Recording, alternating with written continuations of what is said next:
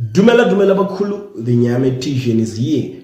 Meanwhile, President Emmerson Mnangagwa has penned a letter to President Joe Biden of the United States expressing his profound distress and disgust at the attempted assassination of former President Donald Trump.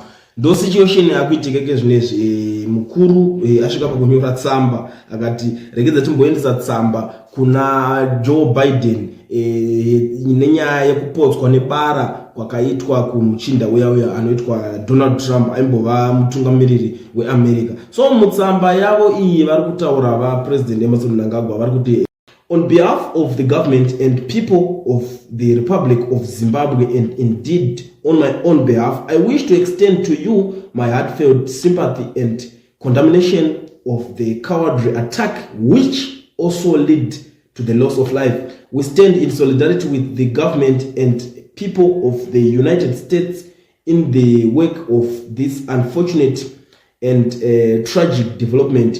We wish the former president and the other people who were injured speed recovery and express our condolences to the family of the deceased.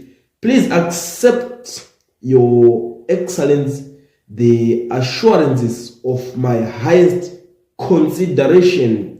Ndo tsamba yacho manyororo yakaitwa, ndo tsamba yacho yaendeswa kuna Joe Biden anova president weAmerica achioneswa nenyaya dzezvakaitika yebara rakapotsa kuna Donald Trump ichibva kuna President Emmerson Mnangagwa. But ameno muri Zimbabwe kuti imi muonya iyi makada kuitarisawo tsamba iyi ameno yakamira sei mukati metsamba iyi. I know maZimbabweans vane chakawanda nezvakawanda zvekutaura because Donald Trump iko zvinezvi ndo main opposition kuAmerica vari kutokukwidza neko zvinezvi kutotwa marali kuti vakuda kutopinda muelection.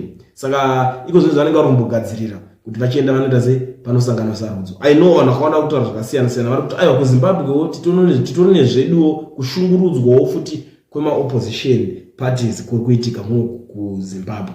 But tsamba ndiyo yabva kuna president wacho weZimbabwe achinzwira tsitsi zvakaitwa kuna Donald Trump achinyora tsamba kuna president weAmerica. Ameno munoionawo sei?